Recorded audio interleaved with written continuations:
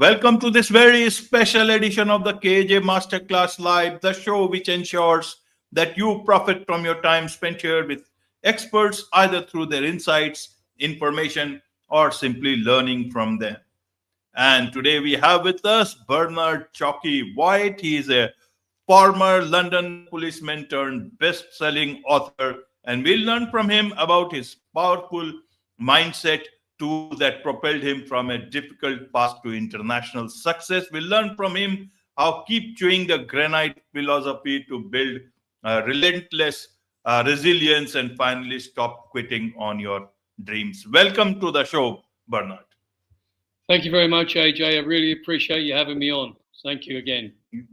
You are welcome. Welcome to the show, Bernard.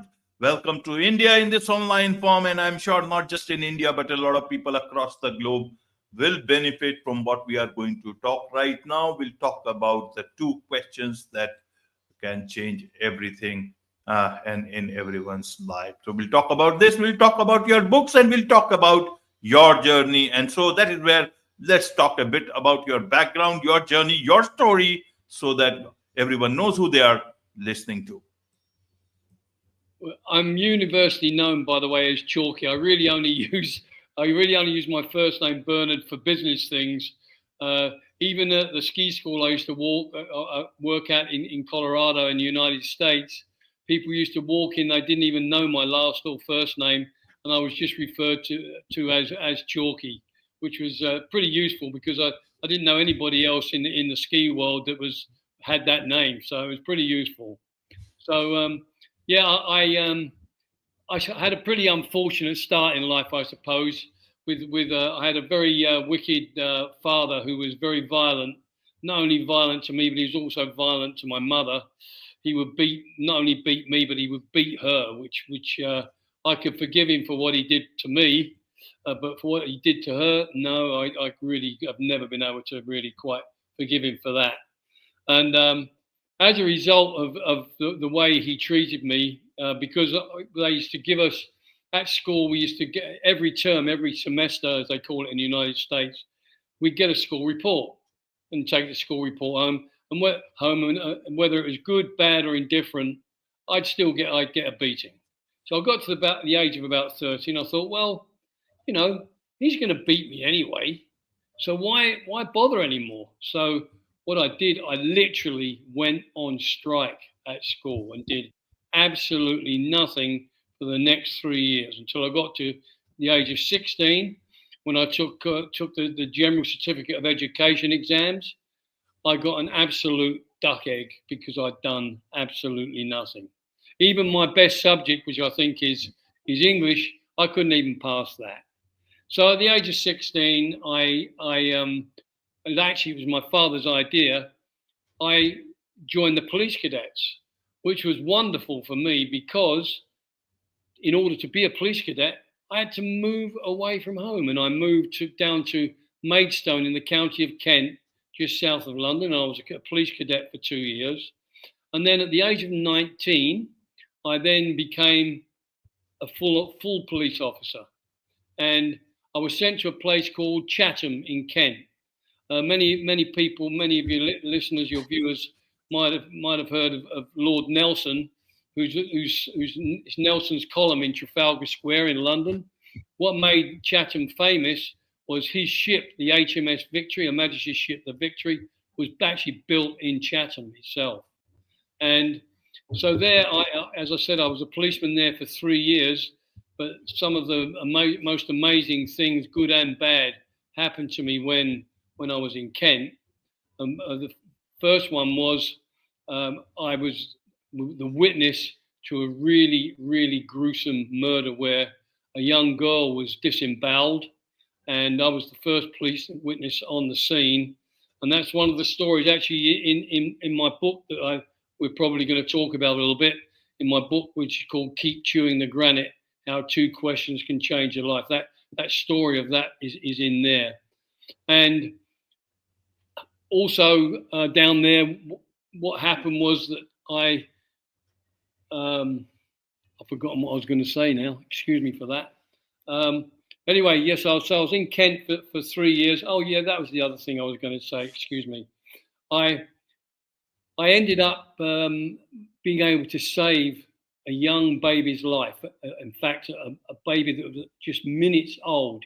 It still had the umbilical cord and placenta attached to it, and it had been abandoned by the mother.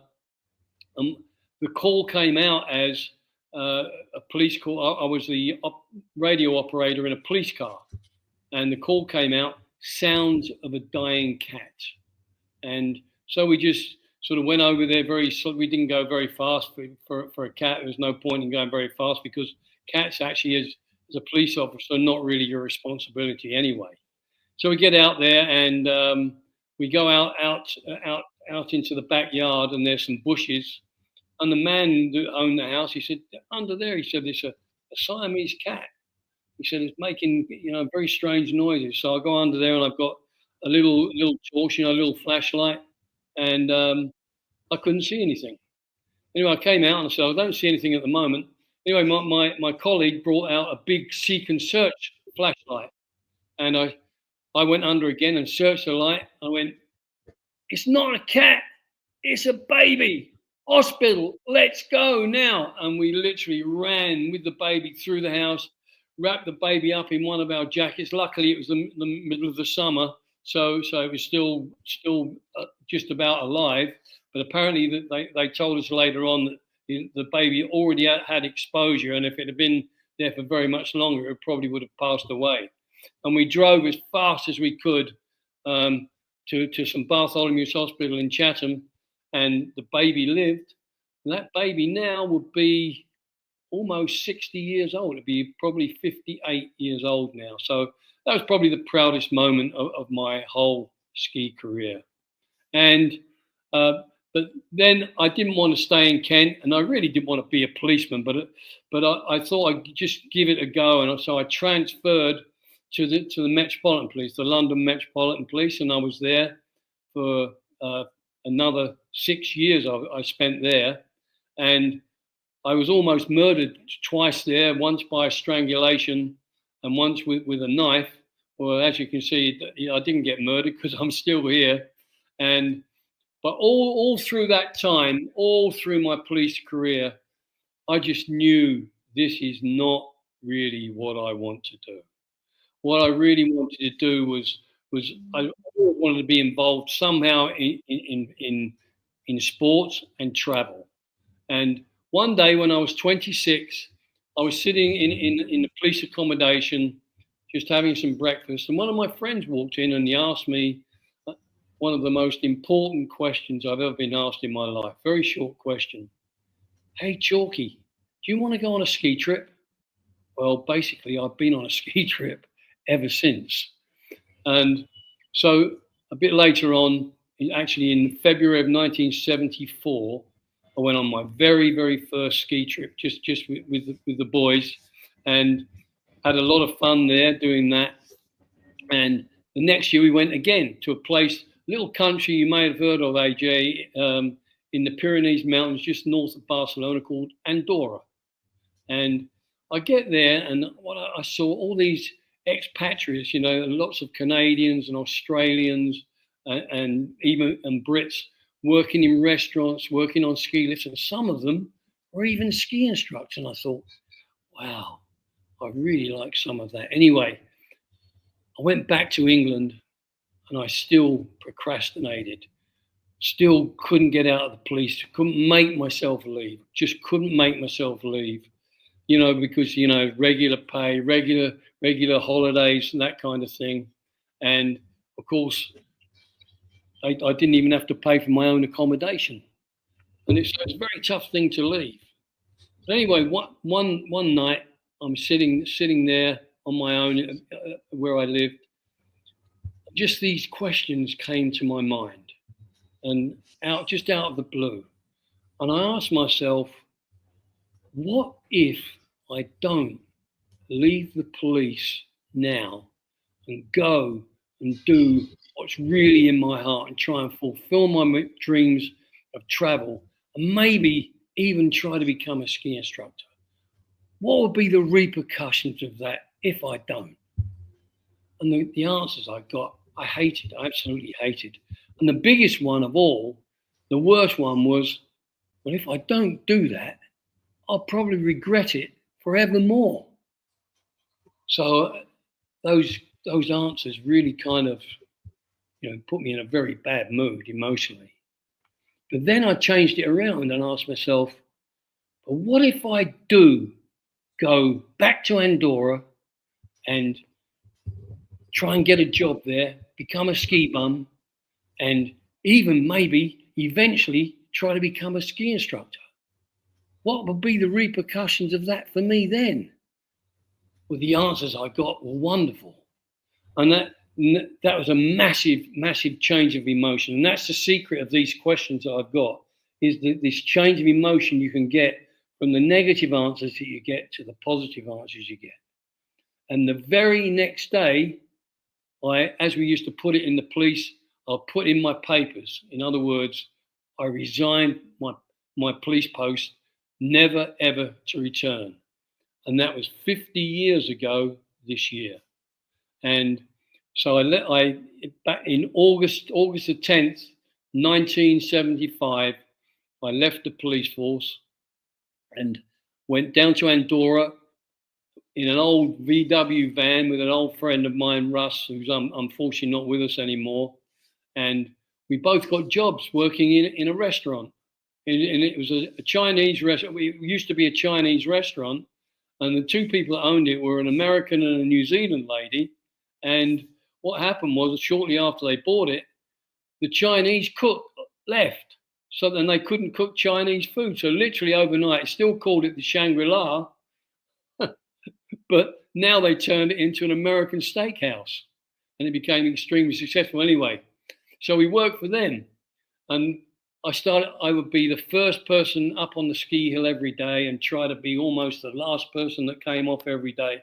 And I skied and I skied and I skied. Anyway, about halfway through the season, maybe not too sensibly, in front of a bunch of ski instructors that I'd gotten to know, I announced, I'm going to try to become a ski instructor. And one of the ski instructors said, because naysayers, I've had naysayers all through my life, you can't do this, you can't do this, you can't do this. And he said, Chalky, you'll never be a ski instructor as long as you've got a hole where the sun doesn't shine. Well, that just made me even more determined. And anyway, at the end of that season, I went off down to Greece. And there I became a beach bum. And so now I'm traveling, it's wonderful. And I bought myself a bus ticket down there to get there. And my job all summer was digging holes in the sand for umbrellas for people to sit under on the beach. And anyway, it was time for me to go home and from there back to England. And a friend of mine I met down there, he said, why don't you hitchhike back to England with me? But I said, well, I've got a bus ticket. He said, no. He said, come and hitchhike with me. It'd be a lot of fun. So very stupidly, I suppose, I gave my bus ticket to someone else and hitchhiked back home with this friend of mine. We had to hitchhike from the Greek border with Yugoslavia all the way through the old communist Yugoslavia. And we were in the back of this truck for like 40 hours, right? And eventually, though, we get back to England. But by the time I got back to England, I had no money. But I decided long time or months before that I am not going to work in England, certainly not at the moment anymore. I'm going to get a job somewhere working overseas. And at that time, I couldn't afford to go back to Andorra because I had literally no money. So anyway, I looking in the old Evening Standard newspaper in London, and I saw this job advertised. And the job was advertised as providing educational materials to the United States military in West Germany. So I decided I'd go for the interview. So I go up to the Russell Hotel in Russell Square in London. And I walk into this great big room, and there must have been 100 people sitting there. I thought, what's going on here? Anyway, after a little while, a man comes out onto the stage, and he's got these great big broadsheets with all kinds of pictures and writing on. And the next thing, I'm looking around, and it's like rats leaving a sinking ship. People are running for the doors. And by the time he finished doing his demonstration, there were about 15 of us left out of 100. And he's in his Dutch accent, Ben Albardi, he said, "Now we're getting down to the nitty gritty." And he said, "I'm going to interview each one of you on your own now." So anyway, it got to my turn. He said, "Do you want to do this?" I said, "Yeah, well, I think so, maybe."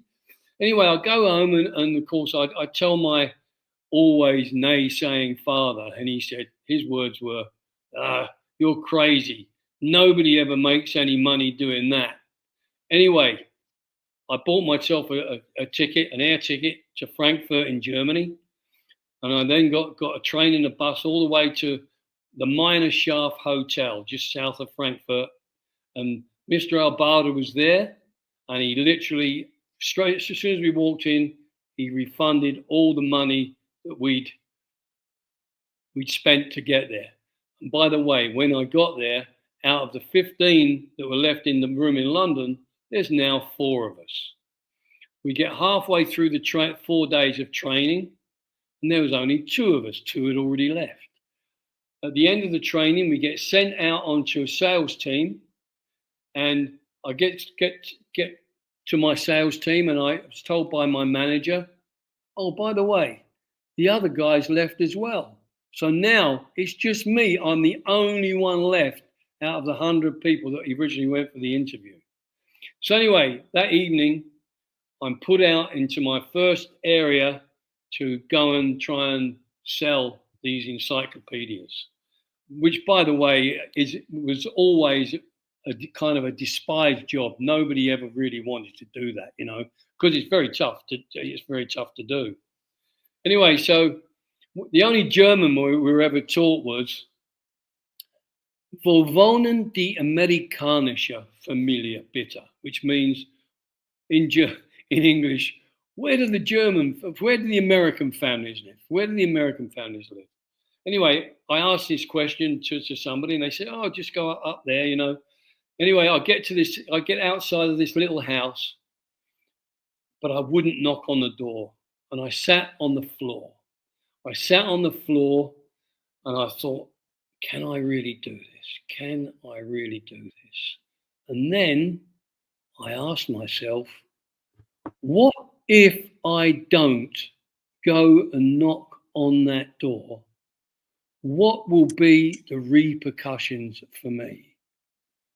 And the main answer I got from that, which I really, really hated, was, I'll have to go home and tell my father that I failed. Well, straight after that, I said to myself, but what if I do go and knock on the door?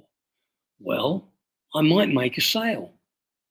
And if I keep knocking on doors, I might make lots more sales, because they're going to pay me 105 American dollars every time I make a sale. Now, remember, this is back in 1976. So this is quite a lot of money back then, right? So, and I might eventually make all kinds of money. I'll be able to go back to Andorra and maybe not even have to work, because I've got enough money to get me through the season without working. I can just ski and ski and ski. I got up, loved those answers, went and banged on the door, and a young American soldier came to the door. "Yeah, what do you need?" he said.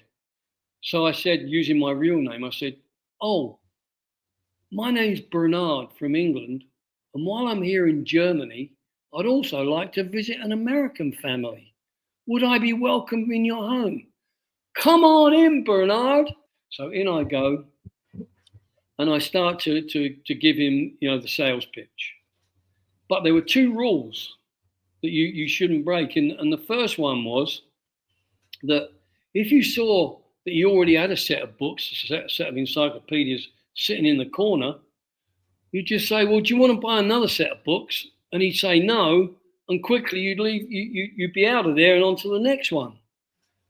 And he had a set of books. I went, "Oh no." But now I thought, well, I'm gonna I'm going to make my pitch to him anyway because I need to practice. So I did. It was supposed to take about 45 minutes, the whole thing. Well, an hour and a half later, I managed to somehow finish it.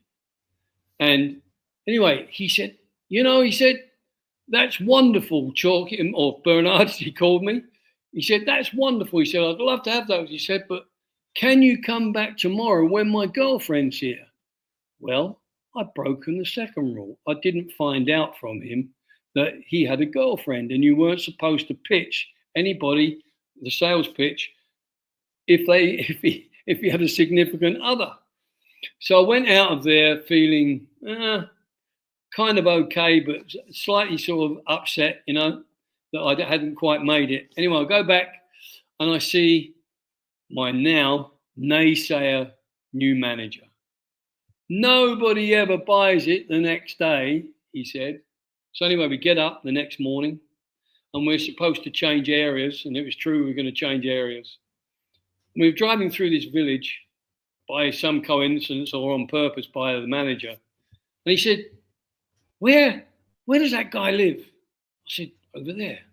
He said, you've got 15 minutes. Well, about half an hour later, I walked out of there with a signed contract and a cash deposit. I'd made my very first sale. I did that job for the next 11 months. They even made me a manager.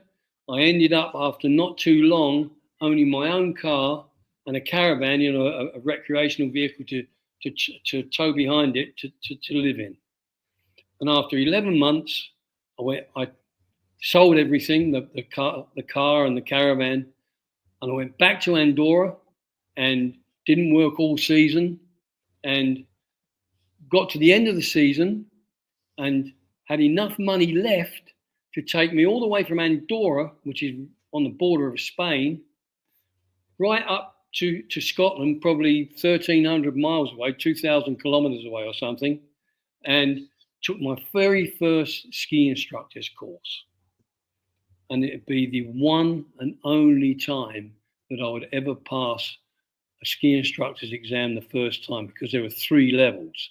In actual fact, in the end, it took me 8 attempts to pass 3 levels. Anyway, I became a ski instructor,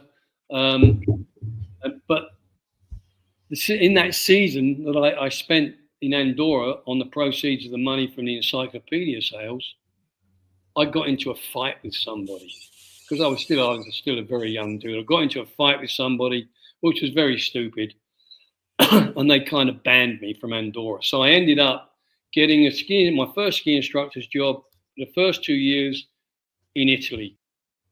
And after 2 years, I went on another ski instructor's course to try and get the next level.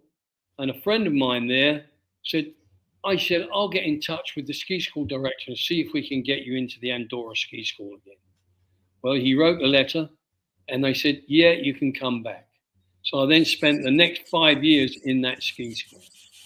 And at the end of, during that time, in probably the 4th year, I was this would have been about 1983. I took my 3rd attempt at the full certification, the British full certification. And of course, I failed it. And anyway, shortly after I'd failed it, a friend of mine that was in a meeting said that the director of the meeting had announced about me, Chalky White will never be fully certified as a ski instructor because he is the wrong body shape. In other words, they wanted me to ski with my feet very close together like this, because when you ski, you want to be trying to put the pressure on the inside edges here. And because I had bowed legs, wrong body shape as they called it, yeah, I couldn't put pressure on those edges because they were kind of up in the air. So anyway, I knew I was finished with the British Association of Ski Instructors. And I sat down, and somebody in the meantime had told me that sometimes they allowed people to take the full certification in New Zealand, 12,000 miles away. So I asked myself, what if I don't go to New Zealand and try and pass their certification? What would be the repercussions of that for me? And of course, I said to myself, well, if I don't do that, I'll regret it forever, because I'll never be fully certified and I'll never be able to work internationally. And I thought about in the future sometime maybe working in America and all that kind. Without the full certification, I couldn't do any of that. So then I asked myself, after hating those answers from that question, but what if I do go? What if I do go? I've got a very good chance of passing this thing. So I bought myself a ticket on a wing and a prayer, knowing nobody, and took myself down to a place called Mount Hutt on the South Island of New Zealand. And I managed somehow to fluke my way into the ski school. So I now had a job. Even though I wasn't fully qualified, they gave me a job. And I met a trainer there. And he looked at me, he saw me skiing with my feet close together like so. And he said, why are you skiing like that? I said, because the British told me that's the way I should ski. He said, if you get your goddamn feet open, you might be able to ski. So I started to open my feet and started to ski. And then my skiing really started to take off. Because now I could, because I could flatten my skis, I could now exert pressure through those inside edges whenever I wanted to.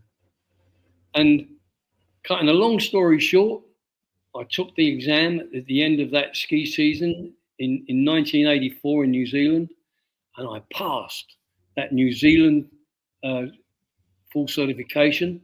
And that's still, if I still work, when I work, I don't do very much work as a ski instructor anymore. I still work with that qualification. And I went all the way back to England. And I then, after about a year, I started my own ski instruction business in the French Alps. And again, the same ski instructor that has said, Chalky, you'll never be a ski instructor as long as you've got a hole where the sun doesn't shine. He announced after I'd said, I'm going to start my own one-man ski school in France. He said, you'll never do that. Who do you think you are? Ali Ross? Ali Ross was a famous ski instructor. I said, no. I said, I'm me. I said, but I do get very good results with my people when I teach them. So I went and started that business in France. And the first year I managed to half fill it, which wasn't bad.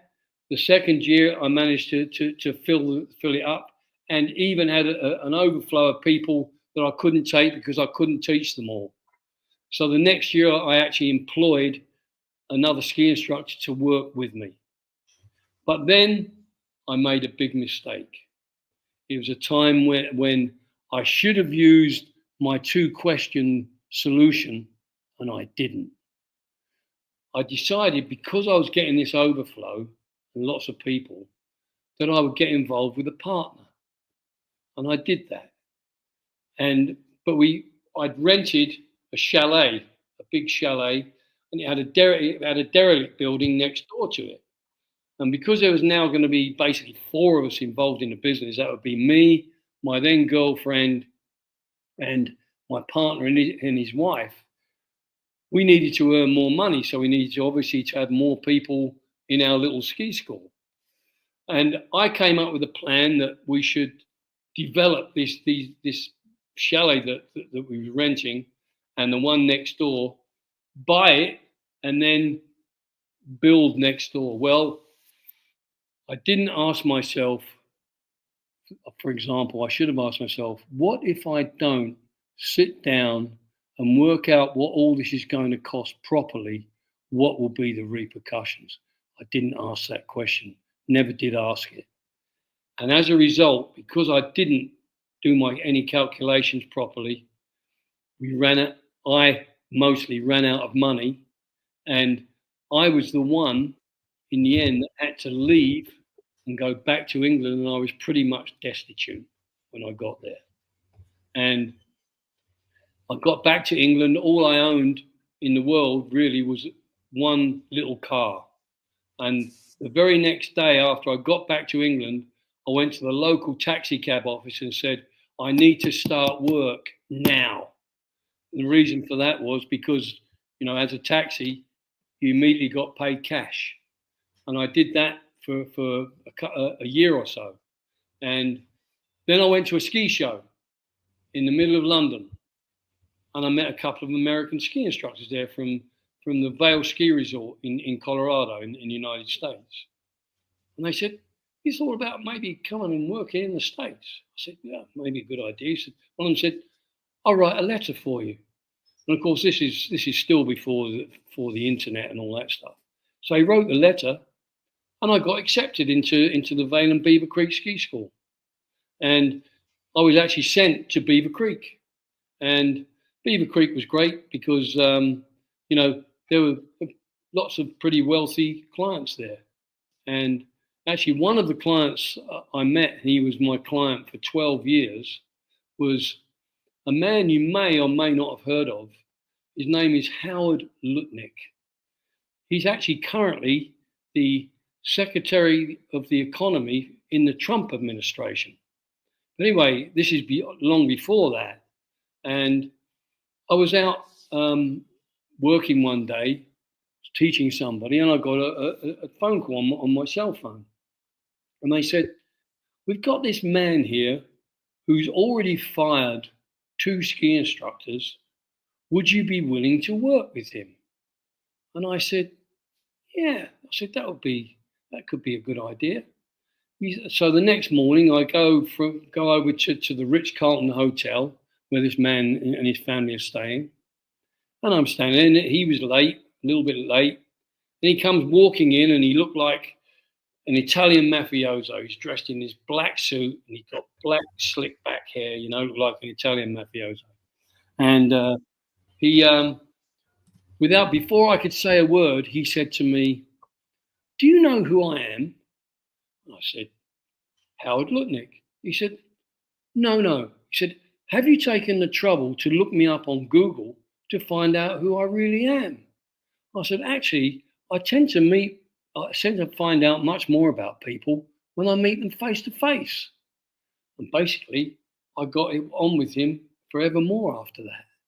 And of course, it was just he and I now for 7 days. And of course, we had a lot of lift time, riding on chairlifts, just the two of us very often. And so you had to make conversation with this man, And he was very, very quiet for the first day or so. And one morning I said to him, Howard, you don't like ski instructors very much, do you? He said, no, I don't. I said, is that the case with me as well? He said, well, actually, he said, I've learned more from you in a few hours, he said, than I did from the rest of them put together. I thought, okay, I'm in here. And I worked with him then for 12 solid years. I even went to St. Moritz in Switzerland with him. Yeah, he even took my wife along as well.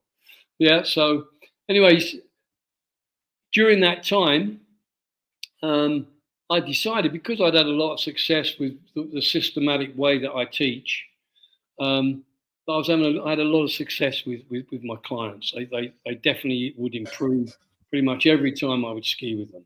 So I decided to write a ski book. And the ski book eventually, I'll tell you the title a little bit later on.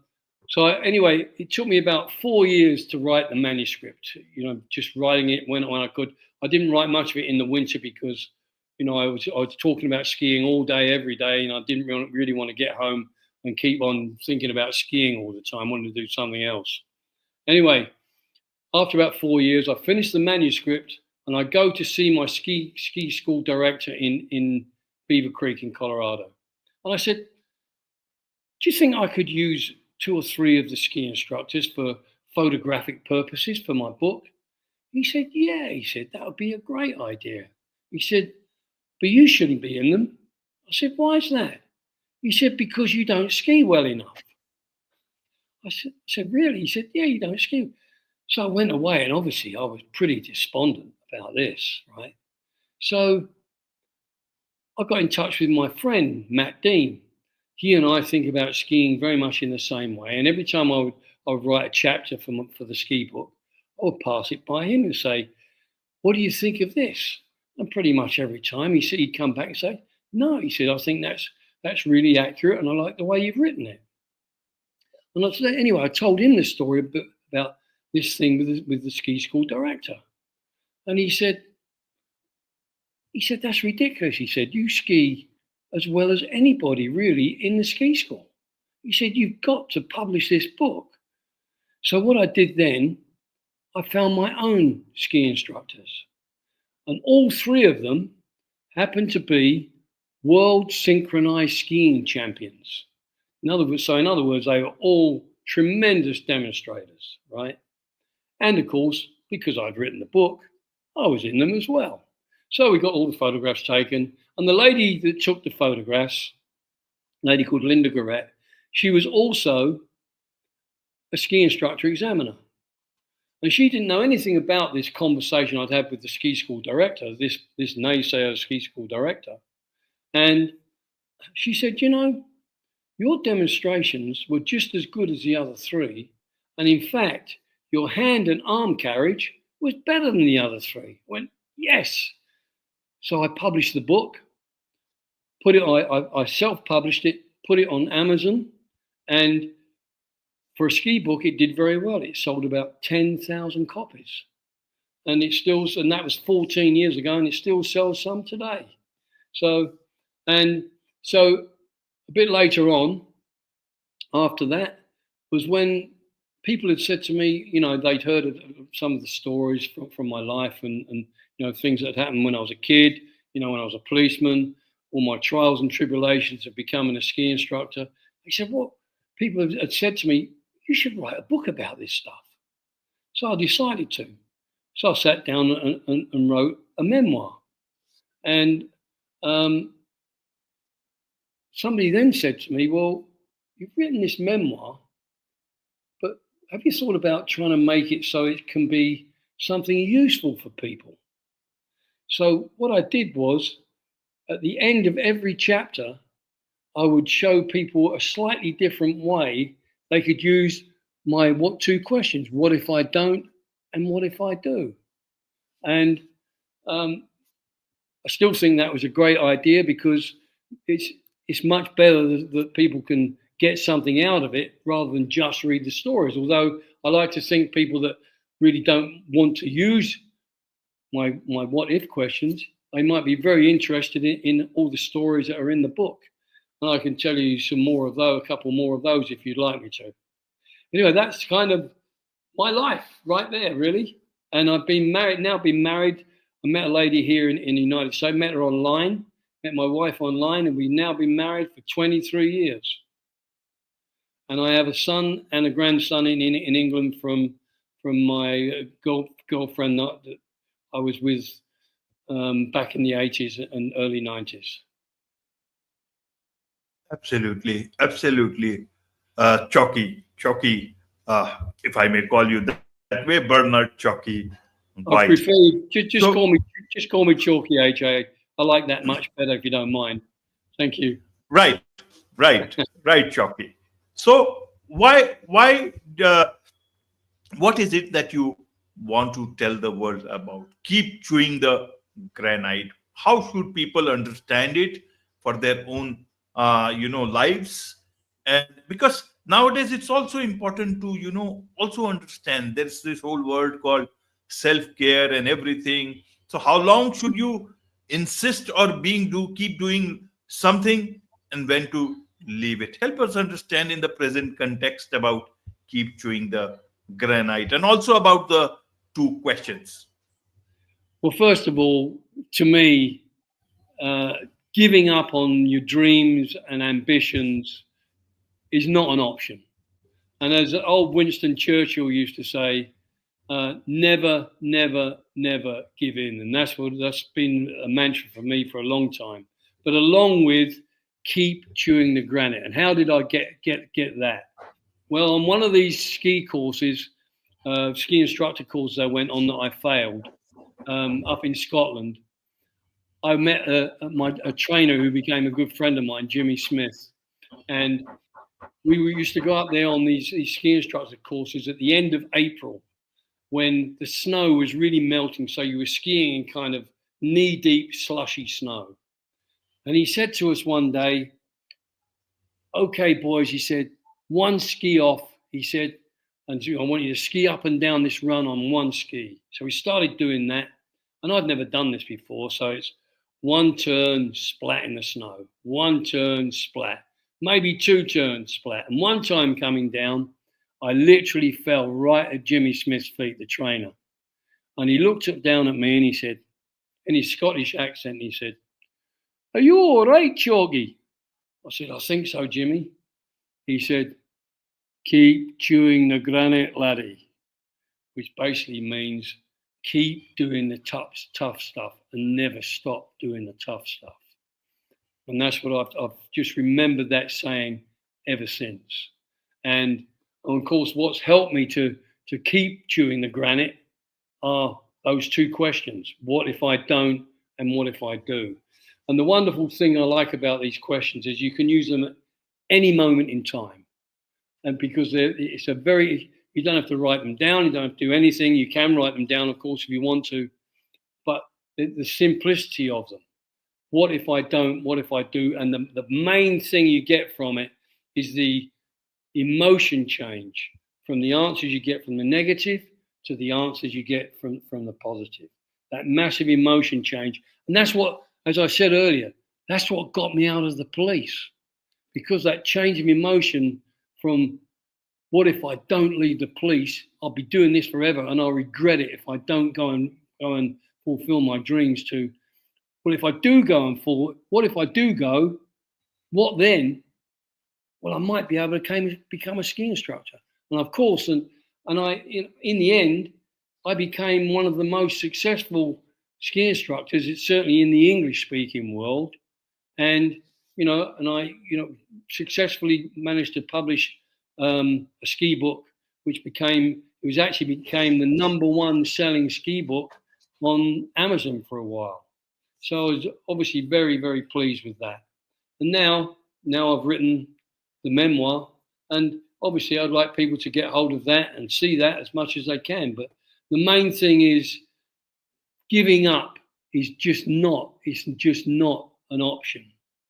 And no matter if you think something is feasible, if it's feasible, you should keep going and going and going and find a way to be able to achieve what you really set out to do. And so many people told me that I couldn't do. I mean, another thing that I was told that I couldn't do. On these things here, on one of these, this is a summer training roller ski. I'd had a bad ski accident when I was in Andorra, and I almost broke my neck going over a jump. And I was with a class, and it was kind of, it was a Friday afternoon. We'd had a very good time with this ski class, and we decided we'd have some fun. So I said, let's find a jump. So I found this jump. I didn't really look at it. I should have done, but I didn't. And famous last words, "This is how you do it." And I took off and pushed with my ski pole, skated at this jump. And I hit this jump, and I realized that instead of it being what we used to call a floater like this, it was a kicker. And I went, I'm told, about 10 feet in the air, turned upside down and came down on a flat landing on hard snow, and I was completely poleaxed. Well, they thought I'd broken my neck, and I'd never heard of this before. They brought a helicopter to the scene to take me away to the hospital. But in Andorra, this small country, which is only like 25 miles, 40 kilometers long, there's no major hospital. So first thing they did was, in the helicopter, they took me down to the village square, and while they're deciding where they're going to take me, France or Spain, which surrounds Andorra, some clown shouts out, "Go to France, the food's better." So that's what happened. They took me to Perpignan in France. Anyway, again, cutting a long story short, I got over that and I discharged myself from the hospital. I knew I wasn't really badly injured. After about 2 days, I got up and I left the hospital. Anyway, 2 or 3 years later, that is actually, when would it have been, early 1988, I went to a ski show again in the middle of London. And there was this charity there called Backup. And what they tried to do was get people that were spinally injured, paraplegics and quadriplegics, back into a normal life through sports. Things like skiing, because they could sitting at something on a ski and they could have an instructor with them and all that kind of stuff, and sailing, and different sports that they were capable of doing. So I decided, because there, but for the grace of God go I, because I was very nearly became either a quadriplegic or a paraplegic myself, I would try to help this charity. And it was decided that I would try to ski on public roads all the way from between the two extremes of Britain, John O'Groats in the very north of Scotland to Land's End in the very southwest of England, on a pair of these. And again, more naysayers. One guy said to me, "You'll never do that. You're too old." Well, when somebody says something like that to me, now it's kind of, there's no option but for me to do this. I'm going to do this. And I did. It went very well. When we stopped and we did sort of charity things all the way down, we visited mayors and all that kind of thing in different places. And in the end, we raised, and remember now, this is still 1988, I raised about $40,000 for that charity, which I was obviously pretty pleased about. So again, just because somebody says you can't do this doesn't mean that at all. It means if I think I can do it and it's a feasible thing to do, I will do it. I will succeed and I will do it. Again, there is no option but to continue on if that's really in your heart and that's what you want to do. Because if you don't do it, you will regret it for the rest of your life. And that's what I realized. And that's why, again, that's why I left the police force. Absolutely. So when you look back at life, Chalky, and look back at all these 2 questions and all the decisions that you took in those backdrop, how do you view your life? If you had not done that, how would that have panned out for you? And secondly, what is it that you seek for yourself now? Well, I think had I not used those questions, I may probably not have left the police. And I would just have procrastinated my life away. Drank too much, because we used to drink plenty when we weren't working. And I used to smoke. At that time, I was smoking at least a couple of packs of cigarettes a day. And of course, when I left the police, I gave up cigarettes, and I didn't drink nearly as much as I used to. So I think had I stayed in the police, there's a very big chance that I'd have been dead by now, because certainly my best friends that I was in the police with who did stay in the police are dead. And I've now outlived one of them by 30 years, because I'm 78 years old now. He died on the golf course when he was 48. So, without the 2 questions, I don't know where I would have been. I may have come up with something else and got out another way, but who knows? I don't know. But that was my solution for making things happen for me and making different things happen through the years over and over and over again. What do I see for myself in the future? Well, I still want to travel. I mean, for example, my wife Lynn and I, we just went on a trip to Italy, and we did a fantastic road trip in a car. We went all the way from Rome, all the way up to Florence and Venice, and we spent my favourite part of it, always, it's great mountains for me, in the Dolomite Mountains, which are, if you've never been there, AJ, I strongly suggest you could go there if you could. They're just wonderful mountains. But of course, where you live in India, you live very close to the Himalayas, or Himalayas as you call them.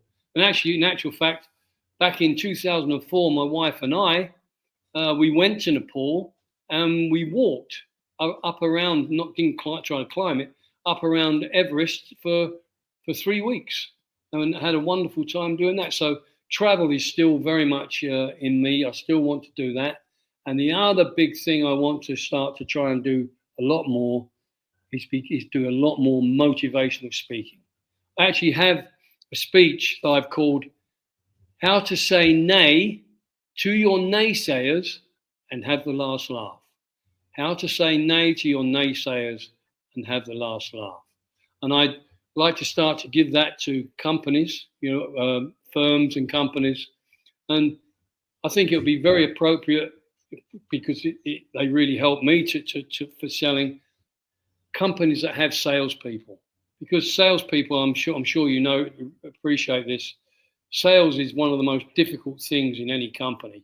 And it's probably why salespeople sometimes get paid the most money in a company, because a lot of people just can't or won't do it. And and those two questions got me off sitting off my bum, my butt, got me off the ground and banging on that front door to make my very, very first sale as an encyclopedia salesman. And I did it for 11 months, knowing that that's not what I wanted to do forever, because I knew that my life was to be a ski instructor. I even worked on the North Sea oil rigs up above Scotland. I even did that for a couple of years, and I really enjoyed that.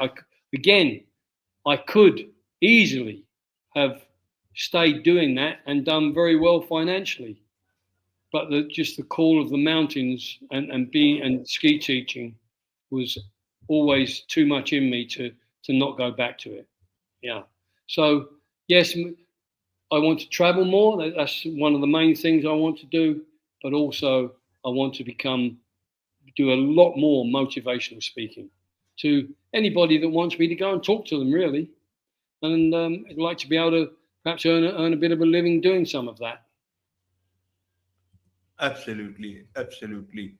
The impact of the two questions as well as the call of the mountains. Wonderful. There is so much to learn about life. There is so much to learn about sales. There is so much to learn about saying no to naysayers. So much to learn from you, Chalky, and I'm sure a lot of people would want to learn more from you, more about your story, also learn from your books. What's the best way for them to do so? Well, the best way to get in touch with me through my email address mostly. Do you mind if I shout that out? Of course. Okay, it's chalkygo@gmail.com. I'll spell the first bit. I'll spell it phonetically. C Charlie, H Hotel, A Alpha, L Lima, K Kilo, Y Yankee, G Golf, O Oscar @gmail.com. So it's chalkygo@gmail.com. And people can call me if they want to also. It's a United States number, so that'll be +1, or you can dial 001-970-390-6267. And by the way, I forgot to tell you this, that I'm actually talking to you from Mexico. I actually live about 100 meters from the Caribbean Sea. So, again, without all these what-if questions, I wouldn't have ended up here either, living here.